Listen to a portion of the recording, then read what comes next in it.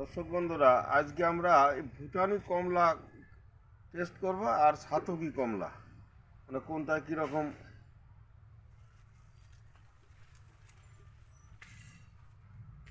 রস বা মিষ্টি সেটা আমরা দেখছি।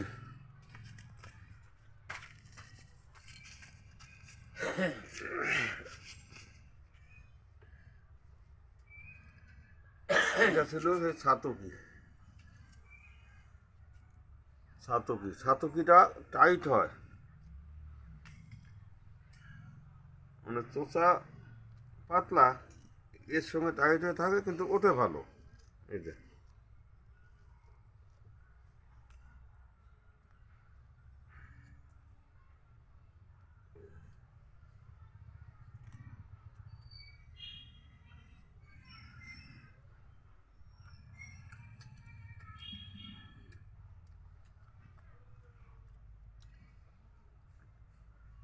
এখন একটু টক মিষ্টি, আর সপ্তাহখানেক পরে তুললে পরে আর এই টক থাকবে না, রস বেশ ভালো।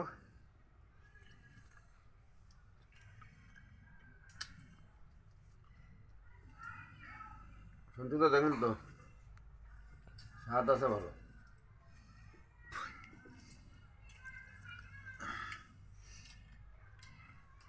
ওই হালকা টক আছে, রসও ভালো আছে, কিন্তু আর কদিন পরে তুললে এই মিষ্টিটা পুরো থাকবে, হ্যাঁ। টকটা ভাব থাকবে না। আর এদিকে এবার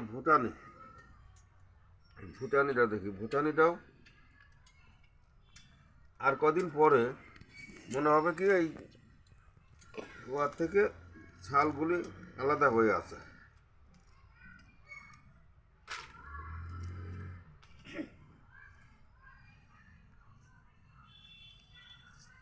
দেখেন তো এটা কেমন ভুটানি।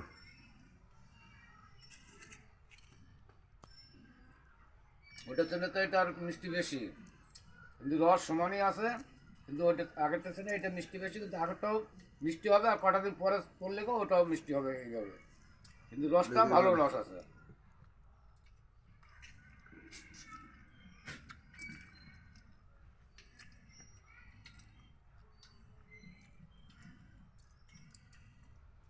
সেই হিসাবে ভালো রস, মিষ্টি ভালো আছে, ঠান্ডা দুটোই ভালো।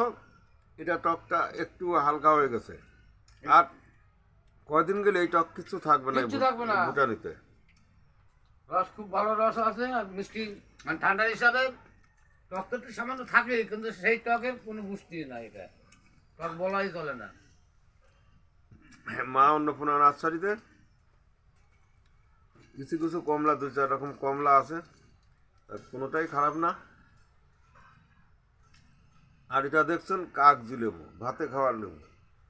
এই কাগজিটা দুইবার হয়, ছোট্ট একটা গাছে ধরে গেছে, যে গেছে ধরে গেছে। কিন্তু মাঠের দিকে গেছেন, আবার মাল আবার দর্শক বন্ধুরা, আবার জ্বালিয়ে গেছে বলো। মা অন্নপূর্ণা নার্সারি অনলাইনে গাছ যাচ্ছে। ভিডিওটা ভালো লাগলে অবশ্যই সাবস্ক্রাইব করবেন, শেয়ার করবেন, আর যেখানে পর্যন্ত নমস্কার।